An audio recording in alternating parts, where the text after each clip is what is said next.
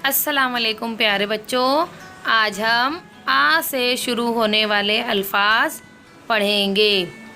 चलिए हम थोड़ी सी मालूमात हासिल कर लेते हैं अलिफ ममदूदा के बारे में। अलिफ असली के बाद एक और अलिफ की आवाज़ मद की शक्ल में लगाई जाती है, उसे अलिफ ममदूदा कहते हैं। आज हम आ में एक हर्फ मिलाकर बनने वाले बामानी अल्फाज पढ़ेंगे। आ से आज, आ से आल, आ से आम, आ से आन, आ से आग, आ से आप, आ से आर, आ से आस,